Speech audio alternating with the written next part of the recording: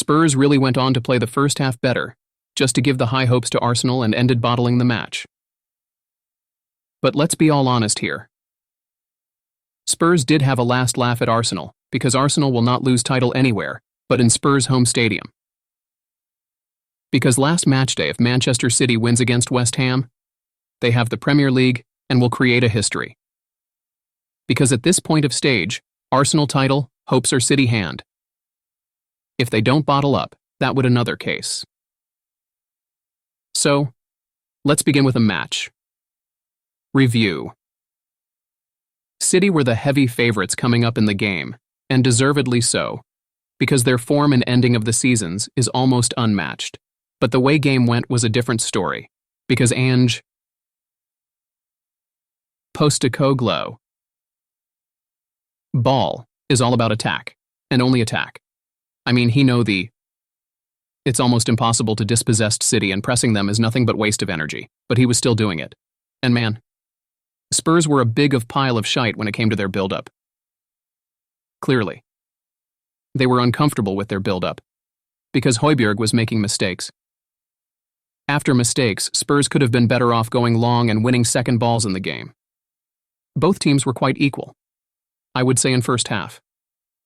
Both teams had good chances, especially City with Højbjerg. Mistakes and ball perfectly fell for Foden, but his shot was excellently saved by Vicario. Both teams lacked that end product in first half, to say the least. Second half began with City getting an amazing chance for KDB, but his shot was saved again by Vicario. Let me tell you something.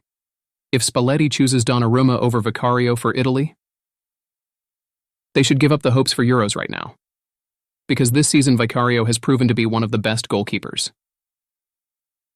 Spurs did manage to create a good chance with Johnson cross to Son. He messed up big time with Ederson, making a save. Son messed up a big opportunity, but City did not. Phil Foden won the ball from Spurs, ended up crossing it, which fell graceful for Bernardo Silva, who sliced it up. For KDB, and KDB with his usual delivery to put the ball in front of Haaland, to score a tap-in. This goal really gave Pep Guardiola something to play for. Or should I say he just got too excited watching Haaland score that goal. City could have scored again, with Haaland creating something with an excellent layoff. For Phil Foden, and Haaland was open, but Foden's pass was bad. This what happens in the game.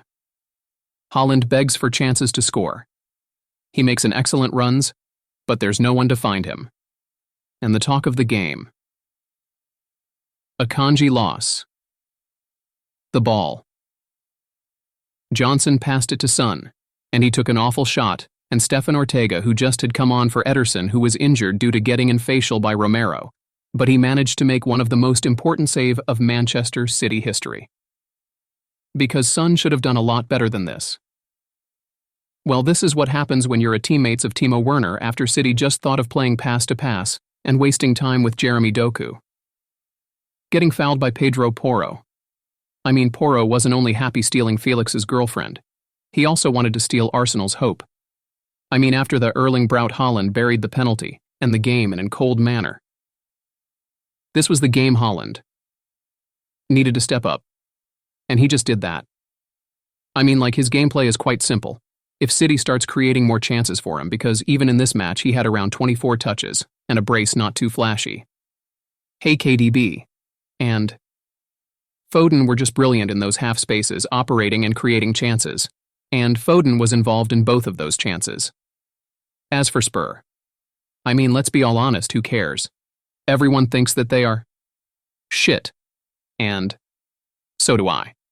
Tottenham are not, but a piece of shite. I mean, rather than focusing on winning the game, they are happy with Arsenal, almost losing the title. Typical shit show. So that's it for today.